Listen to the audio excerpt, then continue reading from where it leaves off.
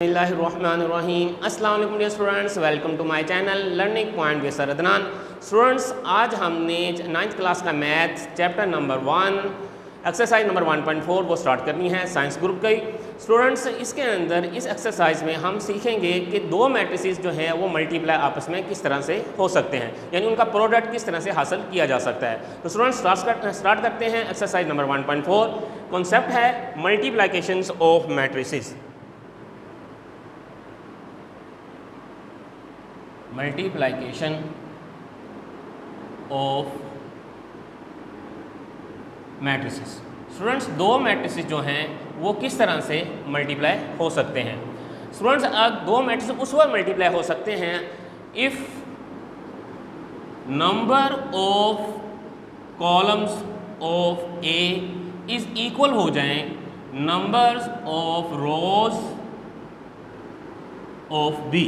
Students, अगर A matrix के column equal हो बी की रो के बराबर हो तो हम कहते हैं कि वो दो मैट्रिक्स जो हैं आपस में मल्टीप्लाई हो सकते हैं। फॉर एग्जांपल है, अगर हम देखें यहाँ पे ए अगर लिखूँ मैं 1 2 3 4, इसी तरह से स्टूडेंट्स बी को अगर हम इस तरह से लिख दें 5 2, तो स्टूडेंट्स यहाँ इसमें देखते हैं इसकी रोज़ कितनी हैं, इसमें कॉलम देखने हैं पहले के कॉलम कितने हैं। तो इसमें नंबर ऑफ कॉलम जो हैं वो 2 हैं। इसी तरह से बी की जो हैं वो हमने रो देखनी होती हैं वो कितनी हैं। अगर नंबर ऑफ कॉलम्स जो हैं ये भी 2 हैं और रोज़ जो हैं बी की वो भी 2 हैं, तो ये दोनों मैट्रिक्स जो हैं A and B conformable for multiplication. Student, exercise start करते हैं। एक्सरसाइज नंबर है 1.4। इसका जो पहला क्वेश्चन है स्टूडेंट्स, उसमें उन्होंने पूछा है कि इनमें बताएं कि इनमें से कौन से मैट्रिक्स ऐसे हैं जो मल्टीप्लाई हो सकते हैं। स्टूडेंट, जैसे कि ये पहला पार्ट है क्वेश्चन नंबर 1, ये लिखा हुआ है 1 -1 0 2, दूसरा लिखा हुआ है उन्होंने -2 3। स्टूडेंट्स, इसमें से देखते हैं कि इसके नंबर ऑफ कॉलम्स कितने हैं। अगर आप देखें यहाँ पे इसमें नंबर ऑफ जो कॉलम्स हैं वो 2 के इक्वल हैं। इसी तरह से दूसरे मैट्रिक्स की नंबर ऑफ रोज वो कितनी हैं, वो भी 2 हैं। तो these matrix are conformable for multiplication. These matrices are conformable for multiplication. Students, फिर रिपीट कर देता हूँ आपको कि पहले कॉलम के हमने देखने होते, पहली मैट्रिक्स के हमने कॉलम देखने हैं, दूसरे मैट्रिक्स के हमने रोज़ देखनी है। अगर ये आपस में इक्वल हो जाएं तो वो मैट्रिक्स जो हैं मल्टीप्लाई हो सकते हैं। इसी तरह से स्टूडेंट्स, अगर मैं दूसरा पार्ट देखूं, उसमें लिखा हुआ है पहला मैट्रिक्स रो में बोलता हूं 1 -1 1 0, दूसरा मैट्रिक्स 2 -1 1 3। पहले के जो नंबर ऑफ कॉलम्स हैं वो भी 2 हैं और दूसरे की जो नंबर ऑफ रोज़ हैं वो भी 2 हैं, तो ये भी कन्फर्मेबल हैं मल्टीप्लिकेशन के लिए।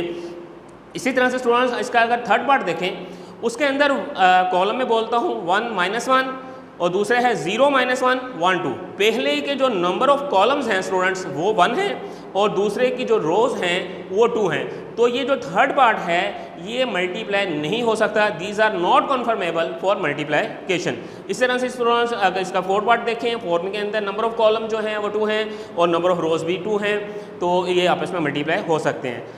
फिफ्थ पार्ट देखते हैं इसका स्टूडेंट्स। इसके अंदर हम देखते हैं कि इसमें नंबर ऑफ कॉलम जो पहले के हैं वो 3 हैं और दूसरे की नंबर ऑफ रोज़ वो भी 3 हैं, तो पांचवा भी जो है वो कन्फर्मेबल है मल्टीप्लिकेशन के लिए। तो स्टूडेंट्स, इस तरह से हम इसमें से देख सकते हैं कि कौन से मल्टीप्लाई हो सकते हैं, कौन से मल्टीप्लाई नहीं हो सकते। अब हम इसका प्रैक्टिकली करके देखते हैं मल्टीप्लाई किस तरह से किया जाता है। तो क्वेश्चन नंबर 2 की तरफ जाते हैं।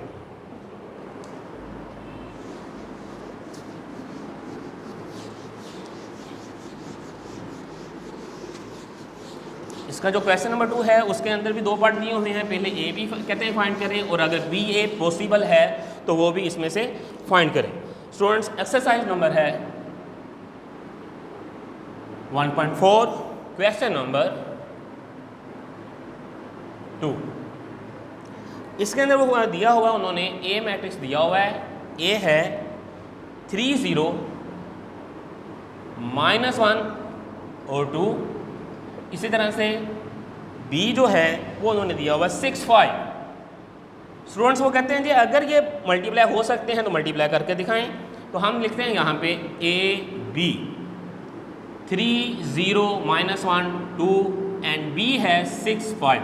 स्टूडेंट्स सबसे पहले हम ये देखते हैं कि ये मल्टीप्लाई हो भी सकते हैं या नहीं। तो रूल क्या है कि पहला मैट्रिक्स जो है उसके हमने देखनी है कॉलम, दूसरा मैट्रिक्स जो है उसके हमने देखनी होती है रोज़। तो इसमें हम देखते हैं इसके अंदर 2 कॉलम हैं और इसके अंदर रोज़ भी 2 हैं, तो ये आपस में मल्टीप्लाई हो सकते हैं। स्टूडेंट्स मल्टीप्लाई का जो रूल है वो ये है कि रो जो होगी पहले कॉलम की रो पहले मैट्रिक्स की रो दूसरे मैट्रिक्स के कॉलम के साथ मल्टीप्लाई होगी। यानी इस तरह से कि ये 3 जो है वो 6 के साथ मल्टीप्लाई हो जाएगा और 0 जो है 5 के साथ मल्टीप्लाई होगा। यानी पहले की रो जो है दूसरे के कॉलम के साथ मल्टीप्लाई होगा। कभी भी रो पूरी रो के साथ मल्टीप्लाई नहीं हो सकती, कॉलम जो है कॉलम के साथ मल्टीप्लाई नहीं हो सकता। ये ऑपोजिट चलते हैं, पहले मैट्रिक्स की रो दूसरे मैट्रिक्स के कॉलम के साथ मल्टीप्लाई होगा। तो किस तरह से लिखेंगे 3 × 6, दरमियान में इसके हम प्लस लगाएंगे 0 × 5। इसी तरह से स्टूडेंट्स आप 3 के और रिप्लेस करेंगे -1 पे, 0 को रिप्लेस करेंगे 2 पे, यानी 3 की जगह पे -1, 0 की जगह पे 2 है। बाकी प्रोसीजर वही का वही रहेगा, -1 × 6 + 2 × 5। सो इसे सोल्व करते हैं। 3 6 18, 0 से मल्टीप्लाई करें तो 0 हो जाता है सारी रकम, 6 1 6 माइनस का साइन है, +5 2 10। स्टूडेंट इसी तरह से अगर हम मज़ीद देखें तो ये 18 + 0 18 आ गया, -6 + 10 स्टूडेंट्स ये 4 आ जाएगा। तो ये ए बी जो है ये आपस में मल्टीप्लाई करके हमने इसका प्रोडक्ट हासिल कर लिया। स्टूडेंट्स आपको पूछ रहे हैं सेकंड पार्ट के अंदर कि बी ए पॉसिबल है या नहीं है। तो स्टूडेंट पहले बी को लिखते हैं 6 5 और ए को लिखते हैं 3 0 -1 and 2।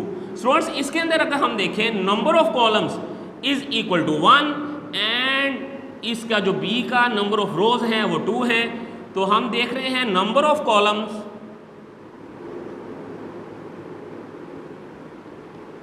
Is not equal to number of rose.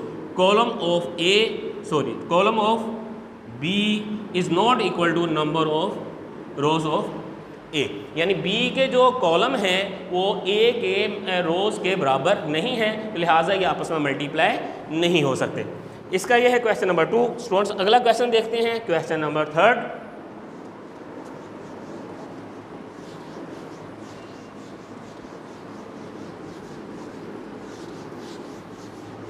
Students same यही प्रिंसिपल है जैसे मैंने क्वेश्चन नंबर 2 किया है, इसी तरह से क्वेश्चन नंबर 3 है।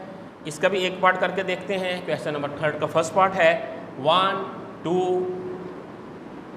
दूसरा है हमारे पास जो मैट्रिक्स है वो है 4 0। स्टूडेंट्स सेम टाइप है, उसी तरह से पहले के देखें नंबर ऑफ कॉलम्स ये 2 हैं, इसके हम नंबर ऑफ रोज चेक करेंगे सेकंड के वो भी 2 हैं, तो ये आपस में मल्टीप्लाई हो सकते हैं।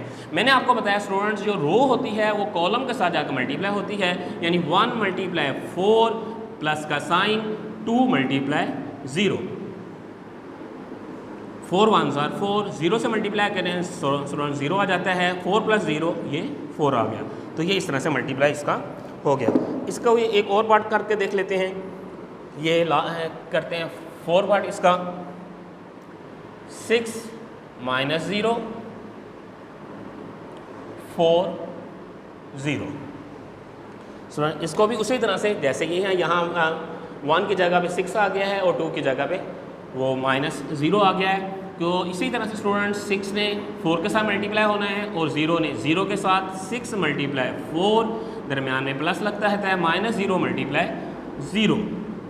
स्टूडेंट 6 4 24 और यहाँ पे ये 0 0 ही होता है, 0 को 0 से मल्टीप्लाई करें 0 ही रहेगा, तो 24 + 0 तो ये भी 24 आ जाएगा। तो स्टूडेंट्स ये था मल्टीप्लिकेशन का रूल कि अगर हम पहले के जो मैट्रिक्स है उसके कॉलम देखें और दूसरे मैट्रिक्स के अगर हम रोज़ देखें, अगर ये इक्वल हैं तो ये मल्टीप्लाई हो सकते हैं, और अगर ये इक्वल नहीं हैं यानी कि number of columns of A is not equal to number of columns of B, तो these matrix are not conformable for multiplication, और अगर इक्वल हैं तो ये आपस में मल्टीप्लाई हो सकते हैं।